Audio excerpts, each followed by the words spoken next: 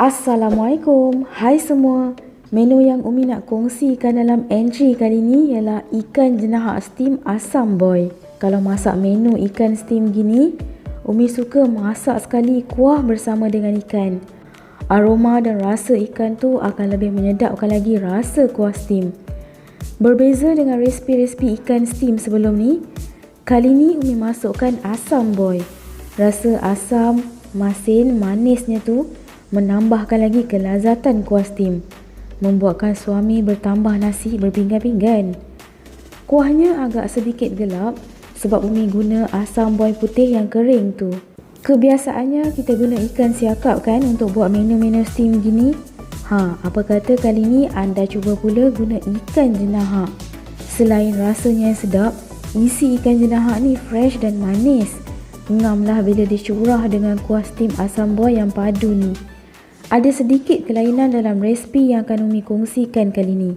Yang pasti, rasanya sangat sedap dan dah sebiji sama macam makan kat kedai tu. Jom ke dapur, Umi nak share tips untuk hilangkan bau hanyir pada ikan.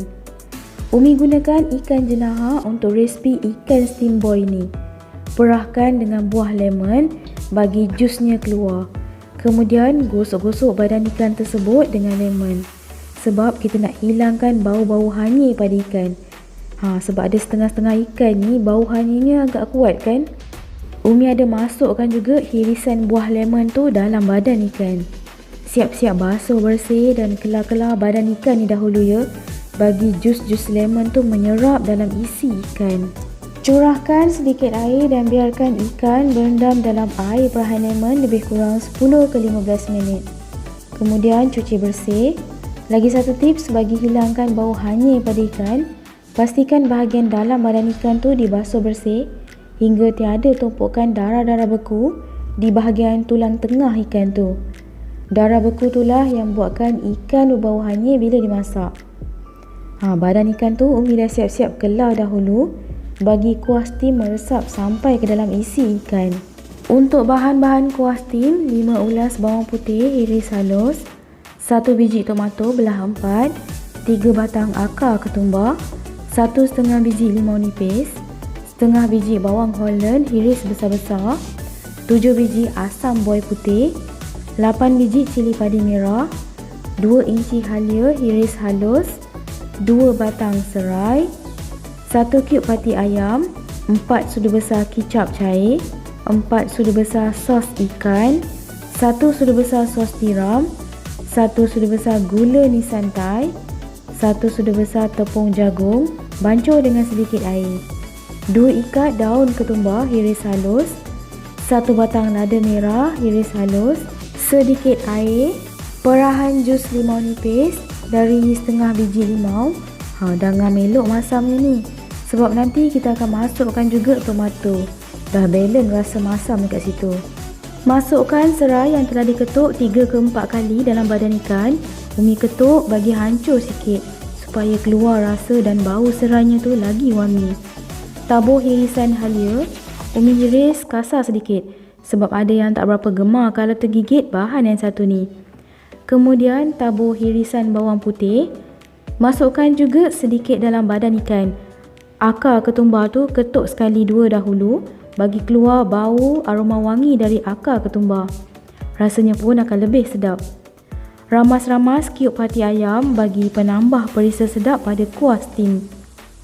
Tabur bawang Holland. Umi lebih memilih bawang Holland berbanding bawang merah yang besar tu sebab bawang Holland ni rasanya lebih manis dan lebih sesuai untuk menu ikan steam gini. Kemudian campakkan ketulan asam boy.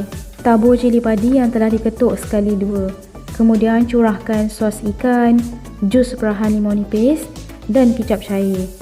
Masukkan juga gula ni santai supaya nak bagi balance rasa pedas-pedas manis pada kuah steam. Sos tiram. Bancuhan tepung jagung bagi pekatkan sedikit kuah steam ni. Tambahkan sedikit air, ikutlah banyak mana kuah yang kita nak. Tapi jangan terlalu banyak. Bila di steam nanti, air kukusan dari periuk kukus tu pun akan tambahkan lagi kuantiti kuah tu. Masukkan tomato yang dibelah 4.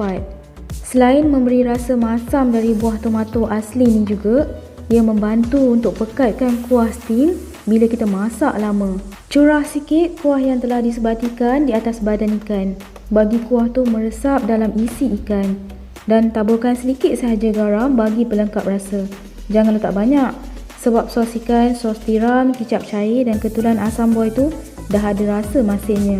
Air kukusan dah mula mendidih, baru masukkan loyang dalam pengukus dan kukus selama 25 minit atau sehingga ikan masak sepenuhnya. Masa untuk mengukus tu pun bergantung juga ya pada saiz ikan yang digunakan. Dah siap, masih panas-panas lagi tu, taburkan dengan daun ketumbar sebagai penambah aroma wangi pada kuah steam. Dan sebagai hiasan, Umi taburkan juga irisan lada merah dan limau nipis bagi naikkan seri ikan jenahak steam asam boy ni. Sekian sahaja tutorial dalam entry kali ni. Masih panas-panas lagi ni. Lajulah anak-anak dan husband makan mengulang. Secukup rasa dengan kuahnya yang sedikit pekat. Pedas-pedas masam, masin dan manisnya pun balance sesedap rasa. Terbayang macam makan kat kedai pula. Jumpa lagi di episod akan datang. Jangan lupa subscribe, like, share dan tekan lonceng untuk dapatkan notification video-video terbaru di channel Umi. Assalamualaikum. Bye.